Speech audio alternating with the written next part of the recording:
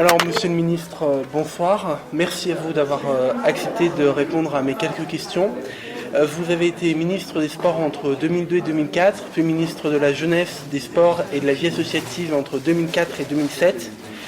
Après avoir quitté le gouvernement et avec le recul, quel est pour vous le rôle principal d'un ministre de la République ?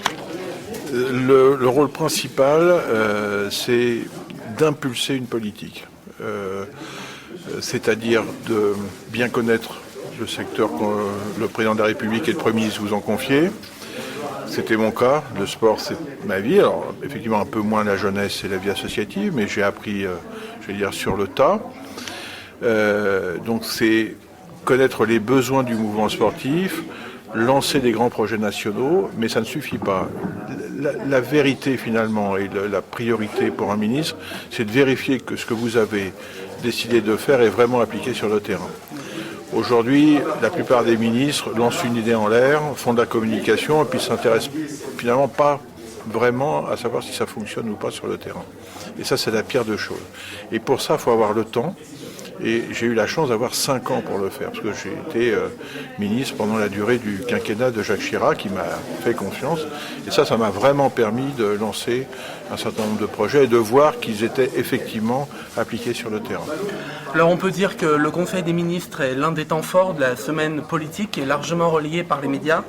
Avez-vous eu des directives ou des conseils de la part du président de la République, de certains ministres, sur les relations que vous deviez entretenir avec les journalistes ? Ah oui, surtout le président de la République. Il nous a donné un conseil, par exemple, qui malheureusement n'est pas suivi aujourd'hui, je le vois par un certain nombre de collègues ministres ou anciens ministres, c'est de ne pas faire des émissions que je qualifie de deuxième soirée chez M. Ruquier, M. Ardisson. Voilà. Il estimait, M. Chirac, que c'était pas notre place. On pouvait aller à des émissions politiques, évidemment, mais pas à des émissions où le divertissement prime sur le politique. Parce que finalement, il estimait que déjà ça nous mettait en danger, de fait, et puis ça dévalorisait un petit peu l'image du politique. J'ai suivi cette règle pendant 5 ans et je m'en suis pas plus mal porté. D'accord. Les médias, à votre connaissance, ont-ils eu un poids dans la prise de certaines décisions politiques nationales ? Ah oui, bien sûr. Bien sûr, les médias sont le porte-voix d'une forme de majorité silencieuse. Alors d'ailleurs, les médias sont quelquefois orientés politiquement, mais leur principal rôle, c'est effectivement de porter une voix, un courant de pensée, une revendication, quelquefois même une exaspération. Et à partir du moment où la société civile ou l'opinion publique, relayée par les médias, estime que la parole du politique ou son action peut être remis en cause, alors le politique doit absolument en tenir compte, évidemment. On a vu des situations de blocage comme en 95 avec Alain Juppé, où malgré ce que disait l'opinion publique et les médias, Juppé a voulu tenir. On a vu que malheureusement ça s'est terminé par une dissolution. Donc oui, les médias tiennent un rôle évident dans cette capacité à faire fléchir ou à infléchir une politique, tout à fait. Plus personnellement, pour vous, le pouvoir est-il un monde difficile, voire cruel, autant que la compétition de haut niveau ? Ah, c'est plus cruel que la compétition. La compétition, au moins, vous avez des règles, ce qu'on appelle les règles du jeu, le règlement. En politique, il y a peu de règles. Voilà, les coups tordus sont légion, donc il faut avoir un cuir assez épais.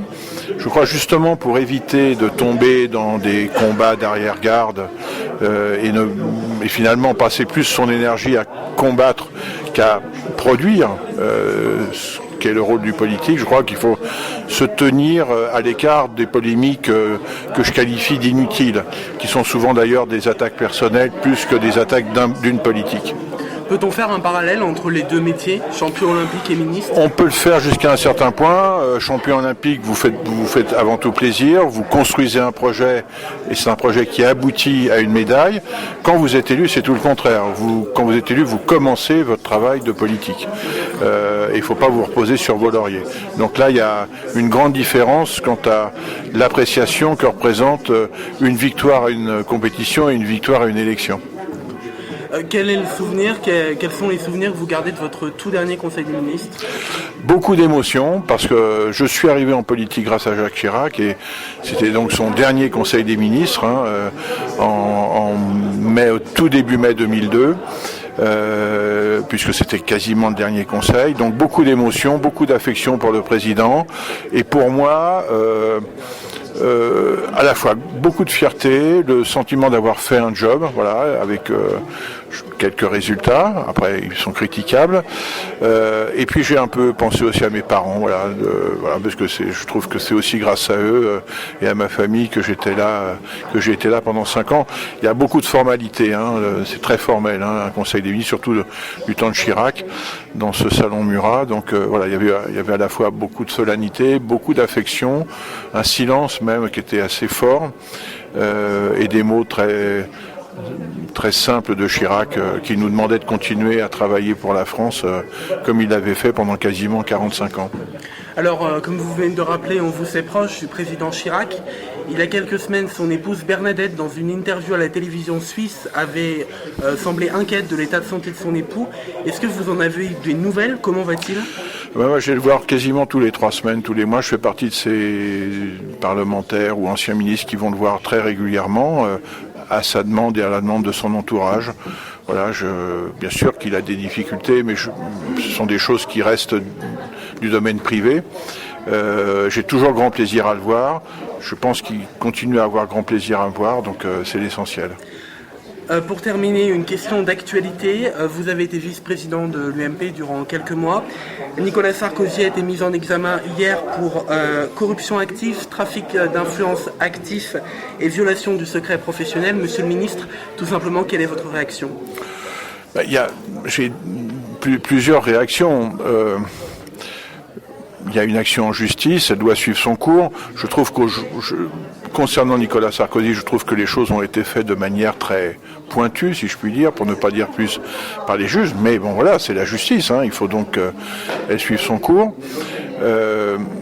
Ensuite se pose la question subsidiaire, si je puis dire, c'est du retour de Nicolas Sarkozy en politique et semble-t-il peut-être dans le concours à la tête de l'UMP.